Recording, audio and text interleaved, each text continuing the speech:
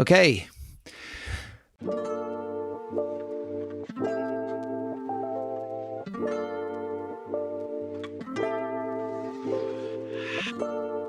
Okay, welcome everyone to the Tokyo Jazz Joints podcast. This is episode 112. And if you were listening to 111, you'll know that I had just arrived in Japan. And today we're going to be talking about day 2 of my trip, which, James, unfortunately was not a day that we were united in train travel or naps or convenience store runs. No, it was not. And given what we're going to be talking about regarding your accommodation, I'm very, I was really regretful that I wasn't there to see it. About that. That I wasn't there to see it. Oh, so, no. This episode might have an extra 10 or 15 minutes or so about your hotel experience. But let's not get ahead of ourselves. You've had one night back in Japan. You should have warned me about that. I could not make it that Saturday, and but you were heading up way up north to a place that I have been already. So you were going to catch up, but you actually made some new discoveries as well. So why don't you take it away? You were going to Aomori Prefecture, to the beautiful city of, drumroll please, Hirosaki. Yes, I think people can remember, because it wasn't only a couple episodes ago. I think it was I had it on number 7 when we were doing our top 10 countdown. And I think I went on at length about Hirosaki City and where it was up in Aomori, why it was important historically, the castle, blah, blah, blah, blah, blah, and spoke at length about one of my favorite places ever.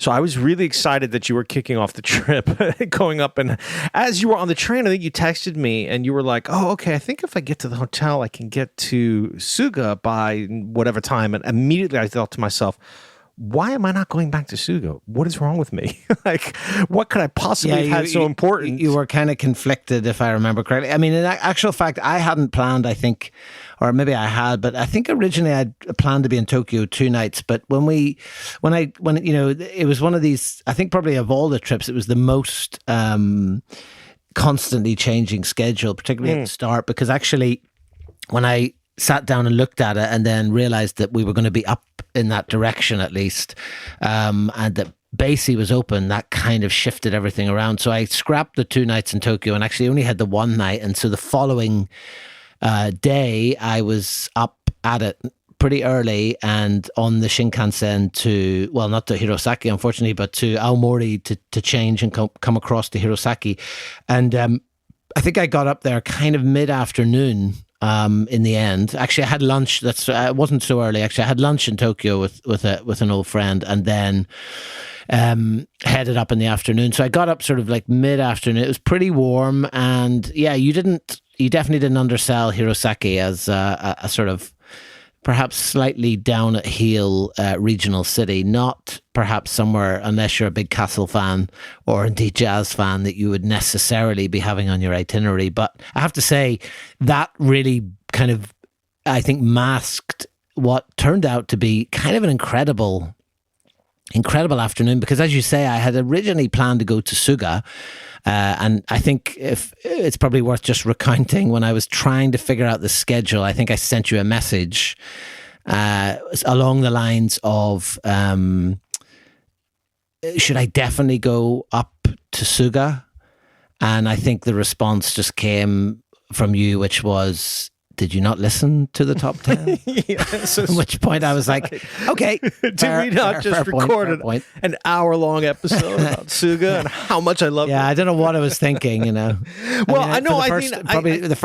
I think a lot of it, though, was, you were right, though. There was a lot on this trip, a lot of changes basically right up until like you flew. I think we were talking about various things, and when was I joining you? Where were you going? Because you had the pass that we talked about last episode, you did the JR Pass. It gave you a lot of good flexibility, but a lot of it was based around opening hours, because as we've talked about endlessly, like a lot of these places may not open on a Sunday.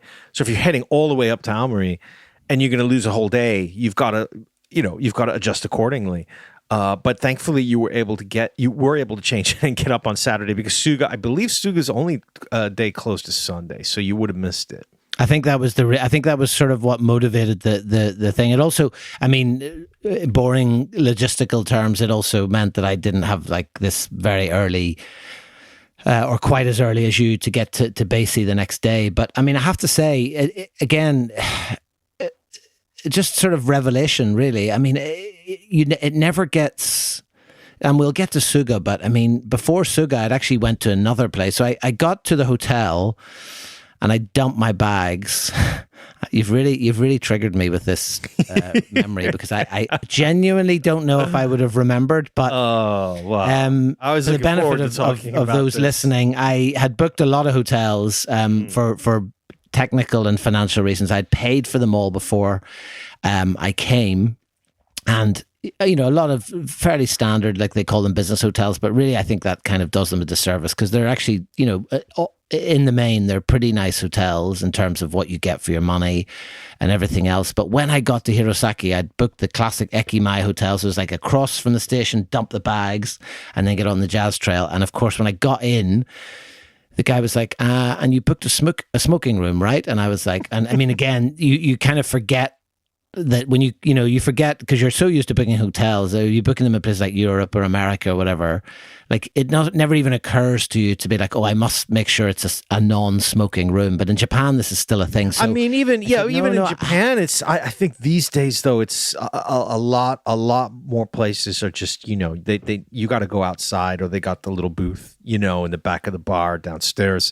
Yeah. But I'm guessing, but just like the fact that way up, you know, a regional city, a lot of people, maybe businessmen who go up there who just chain smoke all day, typical salaryman lifestyle, you know, maybe that's still a thing. So I was a little surprised actually that you got that. Yeah, I mean, I was kind of like, this was all in Japanese, and I was like, no, I don't think I would have booked a smoking room. And he was like, no, you did. And of course, then I went on my app and I was like, yep, booked a smoking room. So I then obviously said, well, you know, do you have a non-smoking room?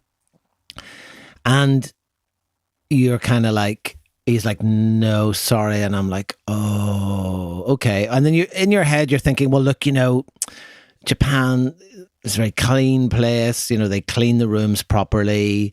Like, how bad can it be? But when you get to the room, I mean, you cannot.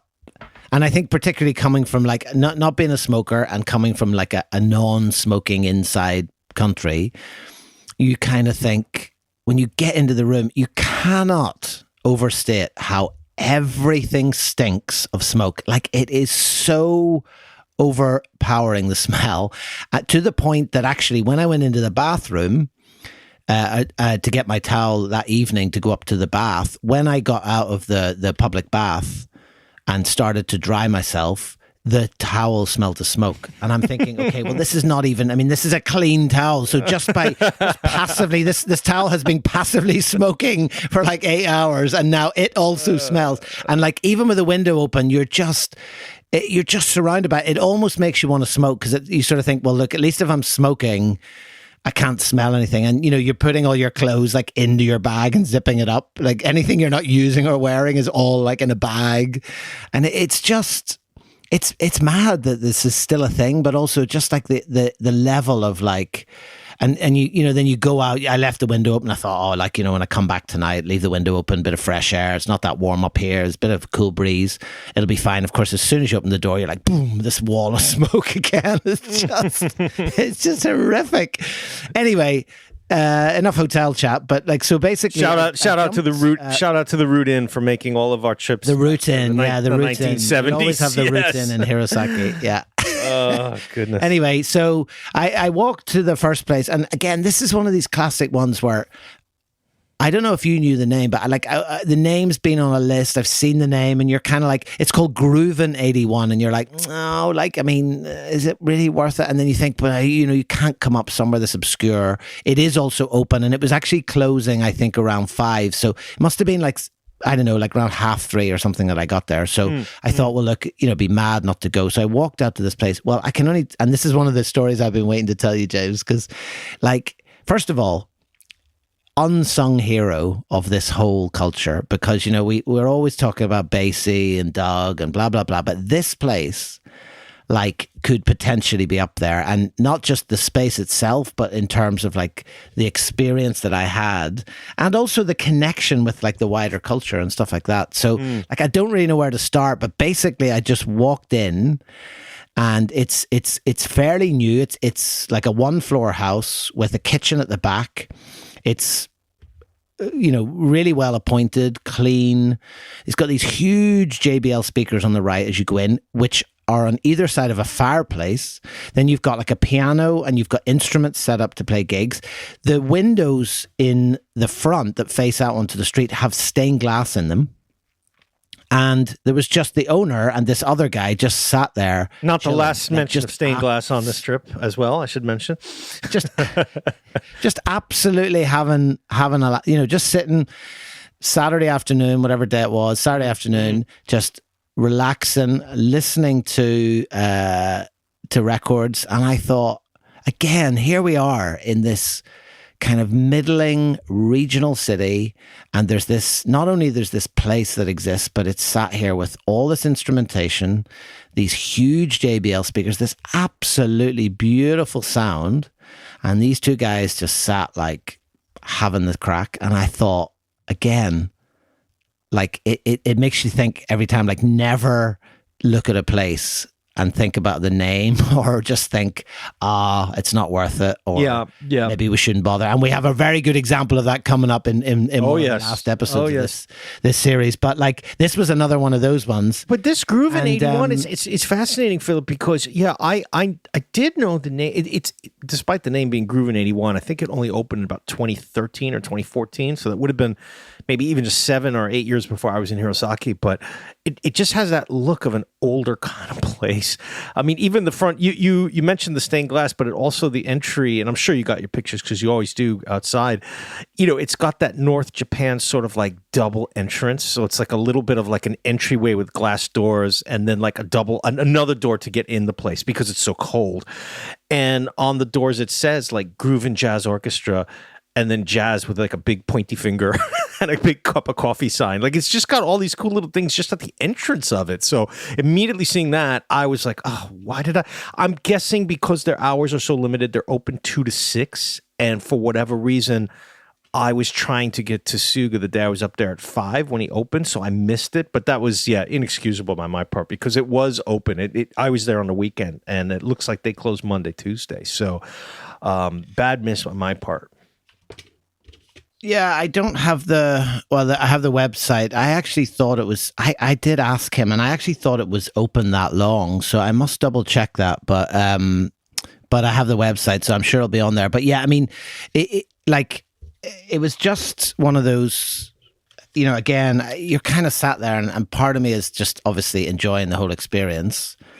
And I'm conscious as well, like as we've experienced many times, you go in there and there's this kind of slight bemusement. So I came in, sat down. There was, I wouldn't say frosty, but his wife came over, and it was all just very polite, like very sort of, customer and sort of server type thing. And I said, oh, I'll have they had like a cheesecake or something. I said, oh, have the cheesecake set, had a coffee, still a little bit ropey, obviously from the travel, and, really hammering the caffeine. So had that and kind of sat for a bit, and then gradually you kind of start to veer towards each other, and one hot tip, if you're ever in this situation, if you're going to any of these places, I think that comes often from that appreciation of the music, because you kind of put on something and you're like you're kind of enjoying it yourself, right?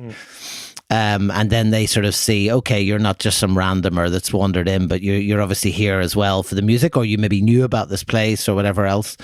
And they were actually listening to this Rhapsody in Blues album by the Crusaders, which is kind of quite smooth in some ways. Like, it's later. It's got Bill Withers, I think, singing on a couple of the tracks, and they were really enjoying it. Again, it's one of those things where we've had this experience many times, but like you go in there and you're like, this album is like amazing. Like, it's not an album you'd pull out necessarily, but then you hear it on these speakers and you're like, this is absolutely like unreal. But then, James, one of the I'd say one of my favorite memories of all time, like from 300 places, happened in Groovin' 81. I've been so dying to tell you about it, right? So basically, side A of this album was on, and then the other guy drank up his coffee and he left. So it was just me and the owner, right? And we hadn't really started to chat at this point. So I went to the bathroom, and as I was in the bathroom, the volume really increased on this side B. I was like, wow, it's like really loud, right? Like he's really cranking it now for some reason. And when I came out of the bathroom, it wasn't that he'd cranked the volume. It was that he had got up from his table and he was standing with his back to the room, playing the soprano saxophone along to this album. Oh, fantastic. Fantastic. And I was blown away. I was like, I cannot believe this is happening. So he must be the guy then, because there's a lot of pictures of people playing at Groovin', and it seems they've got pretty regular sessions. So he must be the guy in a lot of these pictures then. That you can. I guess so. Yeah, okay. I would say so. So okay. I have more information on that because once we got talking, obviously. But part of my instinct was like, oh, I really want to capture this, but also I just want to enjoy this, and then. And like a Zen painting, it was sort of, it came and it went. It was just gone. The transience was there because he played out to that track. And I don't know if he was conscious that's the way he plays or he was conscious of me being there, but he had his back the whole time to me as he played. And then that was it. Then he put the sax back. And I was like, wow, like, master, that was incredible. I mean, I was still processing the fact that I'd been in the bathroom and I was like, wow, it's got really loud suddenly. And like the last thing I was expecting was to come out and him to be playing. And then of course, inevitably we started to chat, and then, the first of many, the Sonny Rollins conversation started about Sonny Rollins having passed away recently, and he put on Saxophone Colossus. So of course I could not ask. So I could not ask. So I was like, look, are you going to play again? Like, because I was thinking, maybe he'll play along to one of these tracks. And he just said to me, I think I would lose next to Sonny Rollins. Yeah. And I was like, oh, it's just great. Okay. And that was it. It was gone. It was done. I was like, I just had that memory and a 10-second clip of him playing. Incredible. And I just was like, this is absolutely like, this is just like, I mean, we've seen. Like, I cannot wait to tell you. We've met people. We've met a lot of owners who are also musicians, but I don't think we've ever actually, because again, we tend to, if a place leans more towards the live house side, right, rather than the Kissa/bar side, we sometimes will scratch from the list, and a lot of the places that are kind of like jazz live houses or clubs, like the owners are musicians as well, but even in the Kissa, we usually, and certainly in the Tokyo area or Yokohama, I mean, it's just so small, I mean, imagine in a lot of the places we've been, guy pulls out a soprano saxophone, you go deaf, but this Groovin' looks like it's got quite a bit of space, but I wonder, so did he think, though, did he maybe not see you and go to the bathroom and thought that, oh, okay, now all the customers are gone, so I can just jam along with the records? Or no. I mean, you couldn't. I mean, first of all, there was only me, him, and his wife was in and out. So there's no way he was like, oh, I forgot with customers. I think it was a classic kind of, Japanese humble brag, where he was like, I want to play along with this. I don't want to make a fuss of it. So here's the chance to get up and do it. I mean, maybe he was just moved by the music in that moment, but he was facing the speakers, and that could have been just a performance thing where he wanted to hear it better. And also, it would have been probably, in fairness, slightly odd if he was facing the other way and just doing a impromptu gig to me. Would have been kind of weird, right? I'm just wondering though, because you said he was talking with the other customers, so maybe it's the kind of thing. So okay, they were friends and they were having a chat. Maybe it's the kind of thing he does often. If there's customers that he doesn't know, I mean, Philip, I don't even think we know anyone who's been to Groovin' 81, probably with the exception, of course, Kusanose-san, and I don't know when he would have been there. Could have been years ago. Who could answer that question? But I'm so curious to know more. Yeah, I mean, look, I got chatting to him eventually, and I mean, he was the loveliest guy. And it's interesting too, because, the kind of atmosphere changed as well. His wife came out, and then they both sat and we started to kind of talk. But it was interesting because, again, and I feel like this has definitely been a change in the last years, but, he talked a bit about the whole kind of, I feel like, and this may not be necessarily the case, but it feels to me like when we first started going to places together, there was a lot of chat about like, but you have these places in your country and And I think there's been this shift towards like this awareness that this is a uniquely Japanese culture. And, he also got on this kind of tip about, talking about jazz kisa, and he sort of said, well, look, actually, back in the day, there was a lack of live houses, and like, people wanted to hear music. And so, that was kind of one of the reasons for jazz kisa, and it was also to do with money, and people didn't have any money, and so he kind of got onto this whole discussion. So we had this whole discussion, then we inevitably also had this discussion about these listening bars that we must have talked about in like 80% of the places that we went to with the owners. But what's interesting too is he's very active. So they actually run a jazz orchestra from there. Now it's more sort of big band kind of swingy type stuff, and I think he himself said he would quite like to do more kind of complex stuff. But inevitably, it's more like the kind of bassy big band type vibe. But that's all staffed or peopled by young university students, and they do a gig every Sunday there in Groovin 81. So like it's very much like, as opposed to say somewhere like Suga, I guess it's very much like a bit like Fukushima, Mingus in Fukushima. Like it's one of these kind of local places that I guess promotes like jazz musicianship and that kind of stuff, as well as just, and maybe is more educational, or at least is it's again, probably more inviting or less kind of intimidating than going into somewhere like Suga. If you're a younger person, or looking at the map, it's literally right down the street from Hirosaki Daigaku, Hirosaki University. Yeah. And I would imagine that, I mean, again, being Tohoku, you've got more space, but still, like, it would be, for any of the jazz students, it's great to have a place like that you're welcome in, because as we talked about, sometimes the older fellas can be a little intimidating, especially for students, Yeah, absolutely. So having that, there are a lot of, like, the website is very minimal, but it does highlight the both the lives and then like some of the sessions that they're doing, like I guess like open sort of jam sessions, and if you're just on the Google like photos, there's tons of pictures of like of different people playing live, including some really amazing coffee mugs that say Groovin 81. I don't know if you remember, if you got a photo of that. Sound Cafe Groovin 81. I didn't get one of those now, unfortunately. I don't think, but looks, I love a bit of crockery, so that looks amazing. You do love crockery. Kicking myself that I didn't get there, and Philip, I'm just trying to remember why. I mean, look, those are minimal opening hours.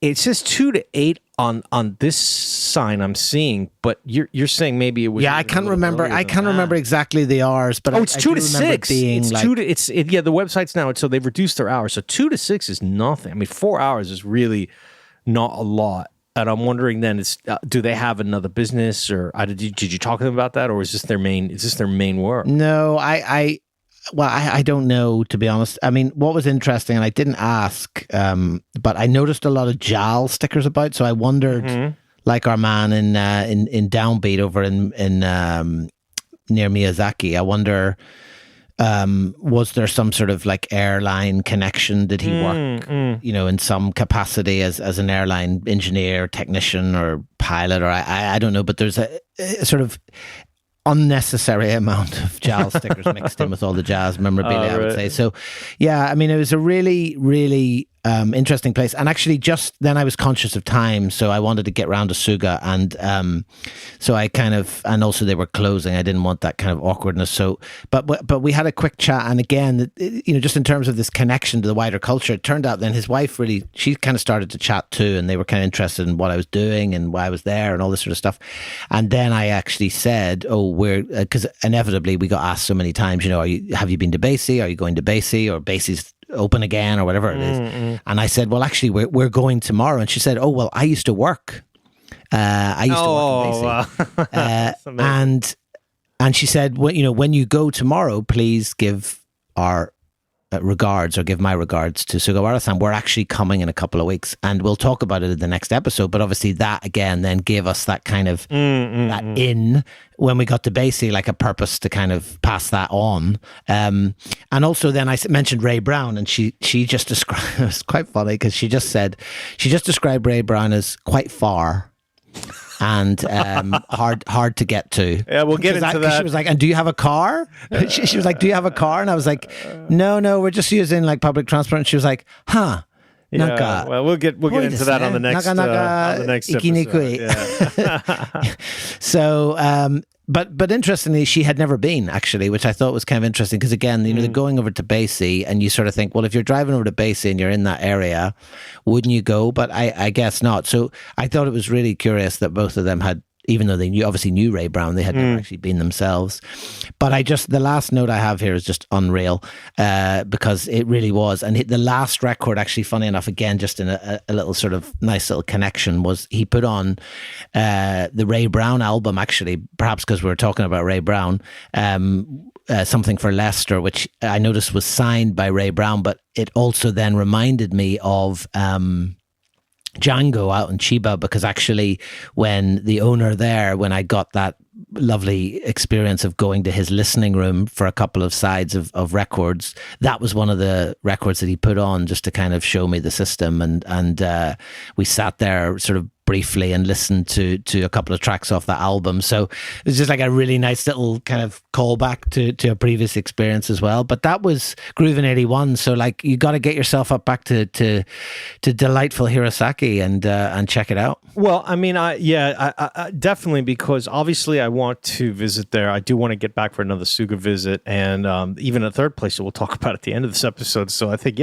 Hirosaki, maybe a little good summer trip, actually. I mean, we mentioned it's 780 kilometers north of Tokyo and Yokohama, so it might be a little cool, refreshing weekend away from the horror of the summer down here. So stay tuned. Maybe I'll try that in August. I mean, come on, why not? It's a 6-hour Shinkansen and local train ride. It's nothing. Get up in the morning, you'll be there for opening hour. Peanuts. So no excuse. Peanuts.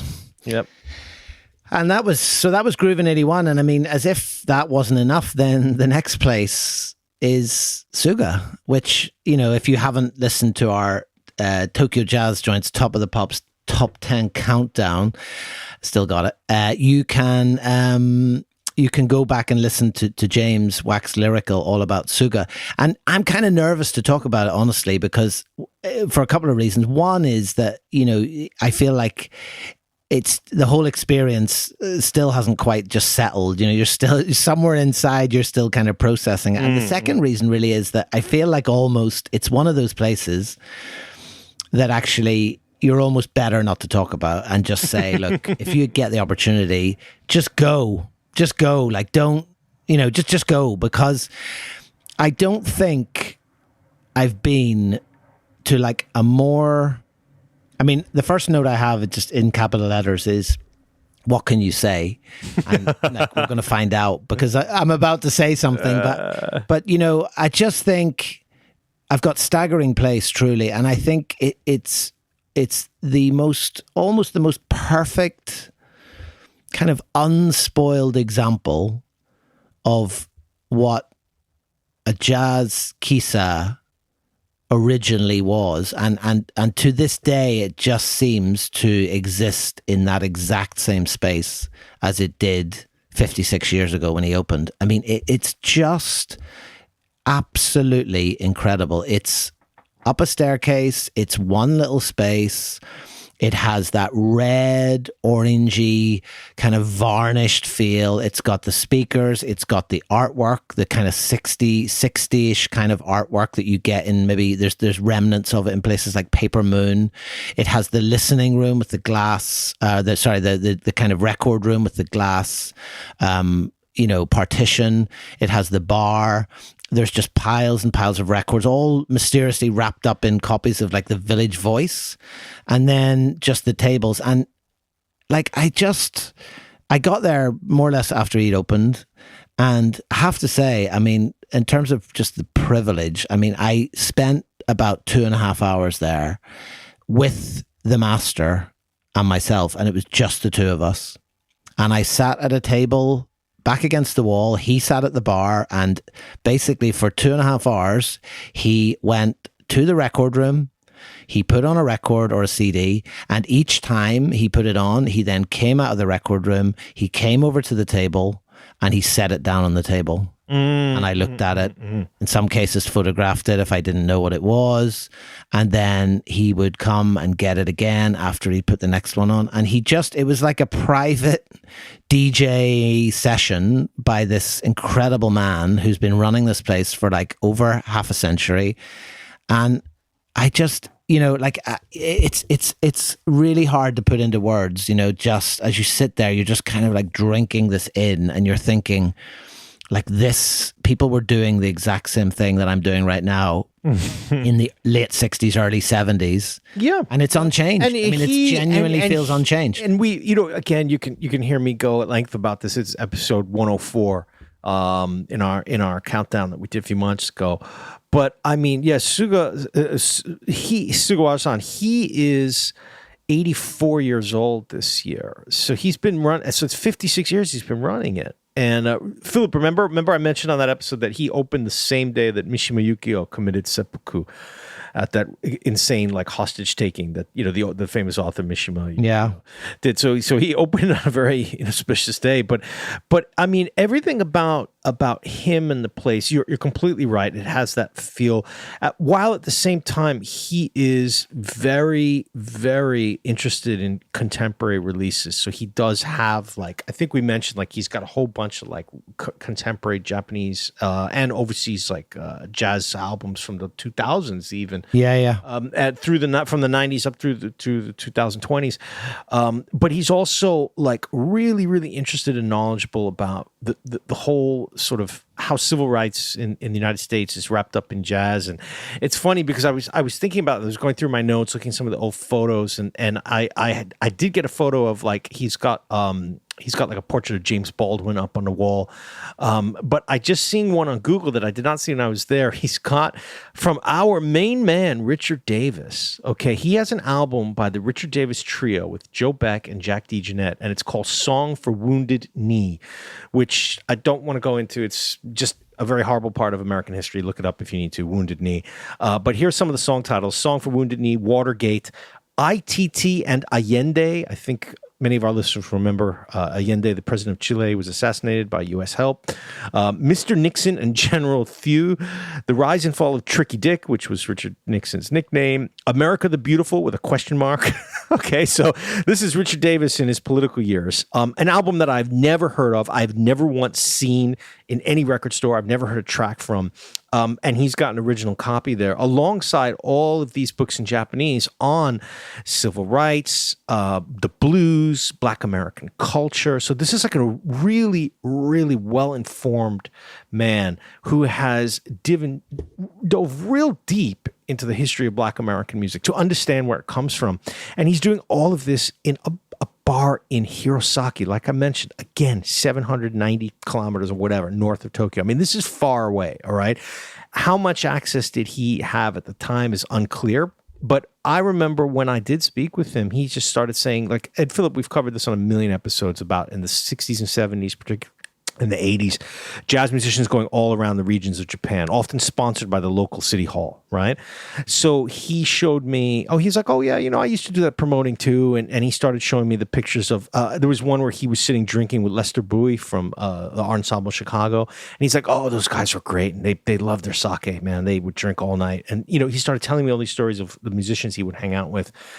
And as you mentioned, like you were getting sort of the different experience. You were getting he's putting on each individual record, coming to bring it to you. You know what I mean? As if it's like a treasure. But I think probably because I had to push him, I didn't have 3 hours to stay there. I had barely an hour. So I dove right into the conversation. I was like, okay, look, this place looks amazing. Tell me everything. So he didn't really play a lot of music when I visited. It was much more conversational. But, his... And I think, again, you can listen way more about this on episode 104, but his dedication to where the music comes from and the cultural component of it has impressed me almost more than any jazz keys master I've met. Absolutely loved the guy. Well, I think it probably, it probably benefits from the distance, right? Because, obviously a lot of jazz kisa places like Shinjuku were this kind of crucible for this, anti-establishment bohemian kind of protest movement and all that kind of counterculture that you still see remnants of in Shinjuku. But somewhere like this is so far away that maybe it's not there. There isn't that dilution. There isn't that kind of pressure of redevelopment or all those things that we've seen with places like famously Doug most recently. And it could be that, but even the door sets the tone. I mean, when you get to the front door, it's covered with signatures with people like Woody Shaw, loads of famous musicians, Cecil McBee, all these names all over the door. But just in the middle of the door, printed, it just says "creative man" and "creative music," and I think like that just sums it up, right? It's not just jazz music. It's not just a listening bar. It is all about the culture. It's about the politics. It's about the social movements, like everything that is bound up in that thing. And I mean, I was just sat at my table, and like next to me, there's a sign that says very clearly, like, do not touch. But what you see is it says, "Don't touch your hand." In two sentences. But what you have is this like piles of records just mysteriously wrapped up in copies of the Village Voice. And when you look at what's on the Village Voice, it's like now appearing at the 5 spot, the Art Ensemble of Chicago, and like 2 exciting weeks, 5 spot, 2 Marks Place. So like that's an old copy of the Village Voice, right? So like it's just and then you go to the speakers and behind the speakers, there's a wall full of posters. And I mean, again, there's a handmade poster for a Yosuke Yamashita gig. It's hand drawn. It's got like letters cut out from a newspaper stuck on the piano with the date, the cost, the phone number, and everything like that. And you just think, like, I mean, I don't know. There are no words. I mean, there's these pictures of him with Mal Waldron. He's even got Mal Waldron's handprint. I don't know if you remember that, but there's actually a handprint of Mal Waldron behind the counter. I'm such a huge framed Mal fan. And signed handprints. I was smitten with that. And you mentioned the sign because he's got 2 signs outside the shop before you take the steps up. And one of them, the bottom one says since 1970 Suga, but then it's sort of like a long, elongated like cube. And it says in English, it says black action figure, with the O and the N in action highlighted in red. The other letters are black. And I can sort of guess what maybe he meant by that. It doesn't quite work for native speakers, obviously, because an action figure is a toy, right? But I think we understand sort of what he was getting at. And also, doesn't the top sign doesn't it say Jazz Museum? I can't remember now. I can't see it in my No, it says Key Coffee, and then it just says Jazz History. That was at the time, right? So I mean that is even more poignant now, like because you think how long this place, and I mean again, it's such a cliche, but like that is what it is. I mean, it is this place that is just, as you say, like he's up to date with the music, but it's also preserving this incredible culture, the origins of this culture, and also, just actual literal artifacts. I mean, the door alone is like a jazz, artifact collector's dream with all these signatures on it. Just telling this story of all these musicians like Cecil McBee that was there in 82. So, think about that. He was there in 1982. He rocked up at Suga and he signed the door before he left. And you just think, I don't know. It's so hard to put into words, but I think, if you get the opportunity to go to Suga, you're listening, you're going to Japan or you're in Japan already. I mean, go up and we can sum it. I think we could sum it up with 2 points for me. One would be that I think we had the conversation where after you had been and you sent me a text, I think that evening, and I was like, how's it going? Like I hadn't heard from you, right? And you just put like, I'm never leaving Suga, and I was like, yay! I was so happy. And then that's how I felt at the time. That's how I felt. And then my other thought was just like, how the hell did I have it at 7 on my top 10 list? Like, what did I have? That's a mystery. Why did I have it high? I mean, I'm actually looking back at my top 10 file right now, and I'm thinking like, oh, okay, well, these are all like unbelievable kick-ass places. But I think it could have even been in contention for number one. So yeah, maybe we'll see when we do our long promised / threatened top 10 redux or whatever you call it. Maybe the rankings will change, but yeah, I'm so happy you got to go there because we might have to do a remix. Just the fact that we've talked a lot about the podcast, we do the trips together these days almost every year, but there's sometimes when like you got to Groove in 81. I didn't get to go there when I was in Hirosaki. I had been to Suga 4 years ago, but you hadn't been there yet. So like the fact that you could have that experience before, and again, he's 84. Seems to be in pretty good health, but we don't know how much longer he's going to keep the place, and it doesn't seem like a joint that has a successor lined up, at least from reading about people's blogs online, people who visit. Yeah, I didn't feel like that at all. But I mean, I don't even think he has a staff. I don't think he has a staff or like a baito person who comes in. He just runs it by himself. Yeah, I mean, it's funny just even thinking of the politics, just to jump back slightly. But I mean, when I told him I was from Ireland, he straight away was like, he wanted to talk about the Troubles. So like it's not even just certain politics. It's and then then he was like, he had this, and he was like, oh, and there's that film, and then there was about 20 minutes passed, and then he just turned around and sort of clicked his fingers, just like Ryan no Musume. And now it's like Ryan's daughter. It was like a famous Irish film. Yeah. And I was like, oh yes, I know the film. I'm just glad he didn't say. I'm just glad he didn't say. Yeah, there's that TV show Dairy Girls. Have you seen it? And I'd just be like, oh no, not you too, Suga-san. I tell you please.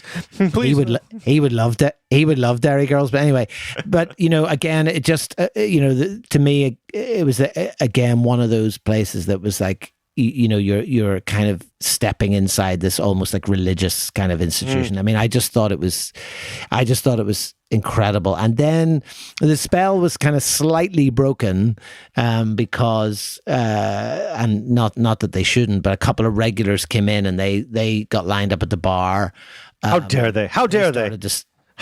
They started to smoke, which then reminded me about my hotel room, and they were kind of chatting. So that kind of moment of sitting there like listening had kind of passed, and he was chatting to them, and I thought, well, look, this is time for me to kind of move on. So that's exactly what I did. But when I went to pay, then I didn't have. I had a 10,000 note, and he had no change. So again, Japan being Japan, he said, well, look, there's a convenience store around the corner. So of course I went to the convenience store, got some change, came back and paid the guy, and just very, very trusting. Not the first change talk. Not the first change talk on this trip as well with stained glass. We're getting a lot of early hits today, Philip. A lot of early hits.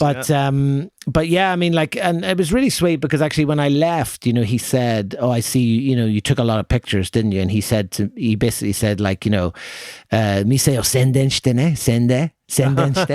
which just means like promotes, like ippai sendenshite, he said, so which just means promote lots. So like I thought that was kind of just a really interesting kind of parting. You don't always get that. We don't always get that, and we've talked about how maybe, especially in recent years, with the explosion and interest in jazz kissa and the endless amounts of tourists coming to Japan, not every owner would take that position. On the other hand, Hirosaki, as we mentioned, maybe not the biggest tourist destination for overseas tourists. If you're not going for the cherry blossoms season, which does look spectacular, which is about 3 weeks in early May, I don't know what kind of tourist flow they get up there. It's not really near any skiing. It's a little removed from like Aomori, like where the famous Aomori like parade floats are in Aomori City, or where like the shamisen town is that I had gone to. So, I maybe his business isn't doing that well, but I mean, Philip, 56 years of running Suga, like without seemingly to have another job. It's pretty insane, I mean, what kind of income could he be making there? I don't know. Well, probably not much now, but certainly maybe back in the day, like when things were good. But anyway, so that was Suga, and again, just like as if that wasn't enough. I mean, we'd also chatted about Union, but I think you'd spoken with the owner who'd said that actually he was closed exceptionally closed for a week or so because he was having some sort of procedure. So we kind of had to pass on Union, which is a shame because I would like to have got to it, but you would have, never being. I think Jazz, and it's funny because after hearing you talk about Groove in '81 and seeing the picture of it and the sort of vibe, it's quite interesting. And I'm wondering if this is something that maybe is a little more common in northern Japan. That they have this kind of like a little bit more of a communal type of like, community vibe, because Union as well, it's called Jazz Room Union, and it's a beautiful wooden building as well. And he was really, really enthusiastic showing me pictures of like the weekly gatherings. He didn't say gigs. He said like gatherings in Japanese, right? So it's like he has regular gigs, but he also has like people who just come by for like a live jam session or whatever. Most of them locals, non-professionals. And I mean, my first thought, as we've talked about, I'm big weather guy. If you didn't know that, Philip, I'm a big weather guy. I love the weather. I think there is something though about these northern parts of Japan and the climate where you're looking at almost 6 months a year where it's damn cold, and having a sort of like place like Groove in 81 or Jazz Room Union where you can get 20, 30 people in, have a little bit of a casual session or just play the records but not have it be so serious, not having it be that kind of like no talking type of like Kissa vibe.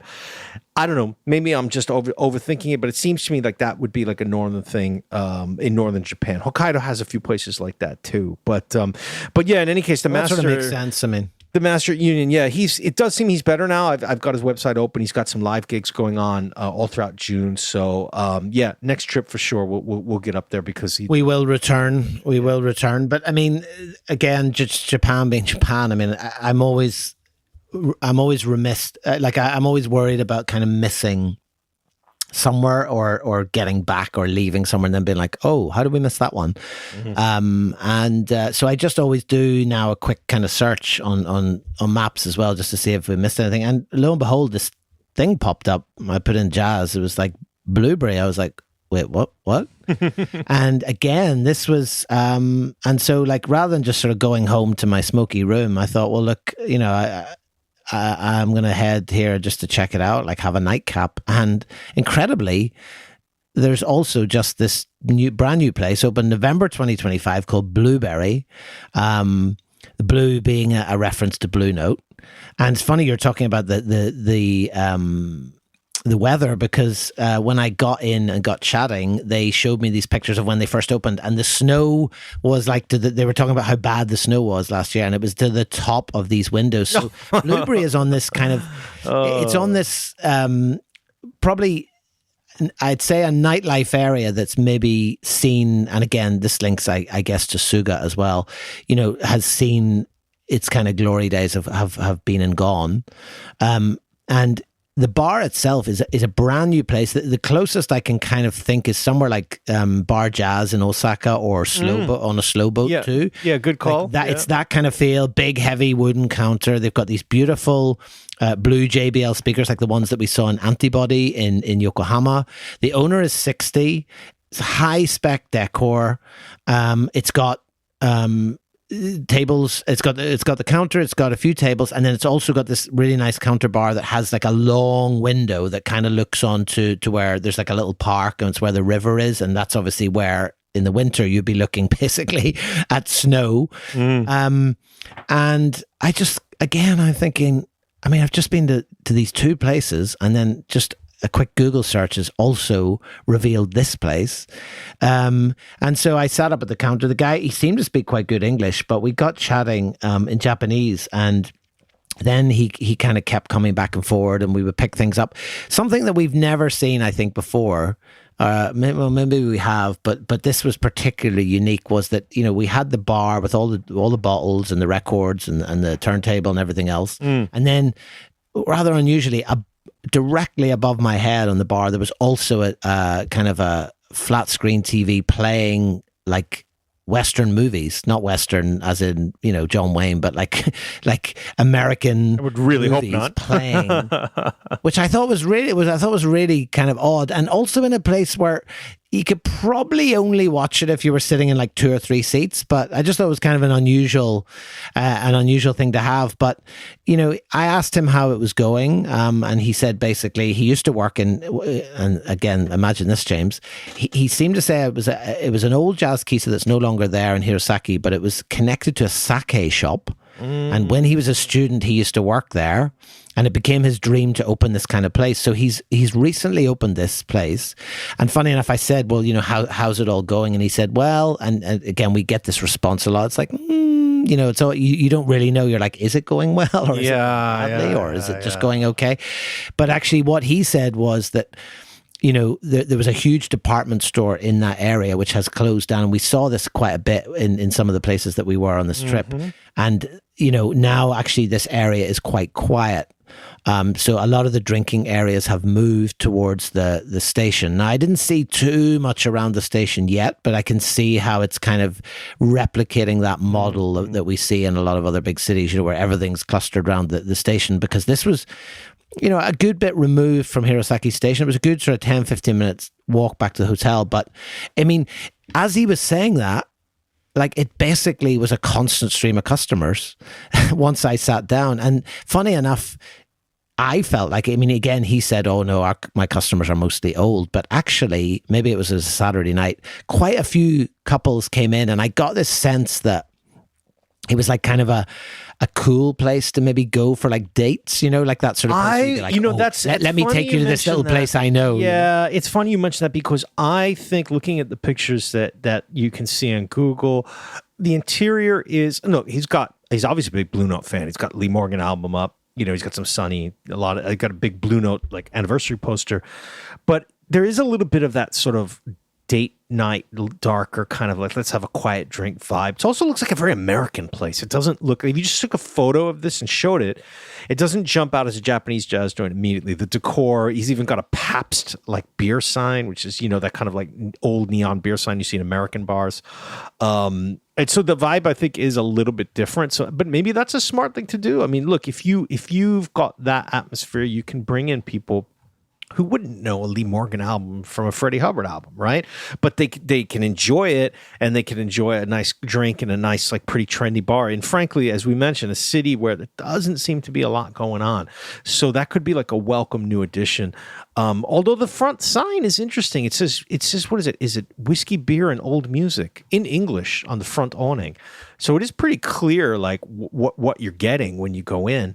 But I'm glad to hear that there were customers there, especially on a Saturday, because that would be a bad sign if you're there on a Saturday night when the weather's good in spring and you're the only customer. I mean, you would expect it at Suga, but you wouldn't expect it at a place like this. No, and like there is there's footfall as well where he is. It's by this little park, so like I think, he could have been underplaying it, and maybe on a sort of Wednesday evening, and in January it's a different story. But one couple actually came, I overheard them say, he said, "Where do you want to sit?" And it was a full moon that night, so I overheard her say, "Oh, I want to sit here by this counter and look out the window so I can see the moon." And I thought, well, there's a nice date, right? So it was that kind of feel. Now, interesting. Then I sort of was chatting to him at the start, and then the conversation got less, because actually he was kind of back and forward to tables and blah blah blah blah. And then he said, "What kind of thing do you like to listen to?" And so I said, well, Billy Harper, Joe Henderson, and then John Coltrane. And the first two got a very sort of it was like a tumbleweed moment. So in the end, you'll never guess what I got. Yeah, it's got to be Blue Train, I'm sure, because he's a big Blue Note guy. Close. It was ballads. Oh, your favorite. Yeah, John Coltrane. That was the Coltrane. And I think the first of that mantra, don't play ballads, don't play ballads, don't play ballads, that we had during the trip. You knew you weren't getting Kulu Samama coming out, so come on, that's yeah. But oh my God, Philip, you're not joking, man. I just saw a picture of the shop that they must have taken in the winter, and the snow is out of control. Yeah, it's crazy. Like, it's you forget when you go up there in the summer, like it's a harsh place, I guess, to live on a daily basis. Yeah. Well, we'll talk about that more when we get to our Aomori section about our downtown Aomori City. and some of the impressions there. But wow, yeah, that is my okay. Now I know I definitely got to get up there. Then, if not this summer, you know what, Philip, I kind of feel like it's weird talking about. You should go in the winter. Talking about like this new joint, this blueberry, and then talking about Suga with him getting up there in age. I kind of feel like maybe Hirosaki should just jump to the top of my list of places for a revisit. You know, because I mean, you like you said before, you wait a year and then you might miss your chance. So maybe I'll check out some cheap. I think it's a lot cheaper to fly. Oh, I know that's not good for the environment, but I mean, it's so much cheaper than train. Maybe I can get a cheap flight up there. Well, we'll talk about that offline. Well, look, it was a nice way to finish off that evening. And funny enough, actually, then obviously it's kind of festival season up there. And a guy came in wearing one of like the happy coats, and there was a little bit of, and he had a group of 3 or 4, I think there was like 5 in total. And I got the sense that 2 of them, there's a man and a woman who were definitely not native Japanese speakers. They were possibly Chinese from the accent, and they came and sat, and I thought this is going to be interesting because obviously the general vibe is, you know, you come in, it's kind of it's quiet conversation. And there was a little bit of, with him and the wife, there was a little bit of like aisatsu, and obviously there was some connection, like they knew, you know, someone knew someone with someone else, or, you know, whatever. It was that kind of like, they weren't random customers. And, but then increasingly this table got quite rowdy, you know. It was sort of like, you know, there's a bit of clapping and sort of like kampai and otsukare sama desu. That's definitely time to go. How's this? I was like, how is this going to go down? And like, fair play to him. Eventually, he kind of went over, and I think it was like they were in for a certain kind of thing, and he was like, this is not this kind of bar. So he did actually, in fairness, he went over at one point. He said, look, I'm sorry, could you just keep the volume a little bit lower with the conversation? So I thought that was kind of interesting, because there was obviously that conflict between, this is the kind of space that I'm opening and creating, and then also this is not the kind of vibe, the sort of post-festival preparation drinks is not necessarily a good fit, you know, because you're going to have this group of 5 all sitting kind of in silence, like staring at each other. So it was kind of an interesting way to finish up. But yeah, I mean, I paid the bill. And did you ask them? Did you ask them like where on the Shotenkai they bought their happy coats so you could go buy one? Very good. I would like it did look quite good, actually, I have to say. I mean, a bit of a statement around Belfast, but yeah. No, so about the music. No, one just last one to the music. Like, it's interesting because one of our favorite stories, and we've told it many times, is our dearly beloved Charmant, where he basically told it was the opposite. He told the kind of business people who came in for a drink who were like, could you turn the music down a little bit? He's like, no, sorry, I can't turn it down. It's loud in here. Like, yeah. You know, but like in this case, he's probably, it's a new bar. It's interesting. You know, it's not like he's been there for 30 years. You know what I mean? It's a new bar. He probably wants the customers, but at the same time, he's clear about his concept, and he's just like, okay, look, you know, exactly, yeah. Even in Hirosaki, there's 10,000 izakayas you can go to for a rowdy night to kampai and to get loaded. It's kind of interesting to see that conflict sort of play out in real time, you know. But anyway, look, that was my solo day in Hirosaki, and it's only day 2. Only day 2. I know, and I only arrived mid-afternoon, so I really packed it in. I mean, that was... Anyway, so headed back for my bath, toweled myself down with a smoky towel. Things you don't normally say. Good old North Carolina tobacco sense. Gotta love it. Yep. And then got the hell out of that hotel as quick as I could the next morning. Although actually, I think that might have been the only hotel. Maybe it wasn't that one. Anyway, there was one hotel that I got breakfast at, because I do remember sending you a picture of some curry, which presumably was because the rest of the times we were together. So it must have been that one that, despite the smoky room, I did get some breakfast. I mean, this hotel is getting better and better. Like, not only does it reek of old stale smoke, but they're serving you curry rice at 8 in the morning. And curry rice for breakfast. I don't think I would have done very well there. I think I would have been off to the tour because, oh, God. Definitely not for you. Anyway, so that was my day too. That was episode 112, another monster 1 hour long episode. So we hope you enjoyed it, and we'll be back for episode 113, where we'll be reunited. And we'll be going to what probably is still, despite our experiences, widely considered to be the legendary all-time joint, and we can thrash out whether we agree with that or not once we get to that episode. Thanks for listening, and James, as always, a pleasure, and we'll talk in a couple of weeks' time. Oh, you bet. I'm going to go downstairs and enjoy my newly installed plumbing, which has been an ongoing issue in the OK Jazz household. So yeah, I'm going to have a relaxing Sunday evening with my new pipes. Take it easy, buddy. Talk to you soon. All right, take it easy. See ya.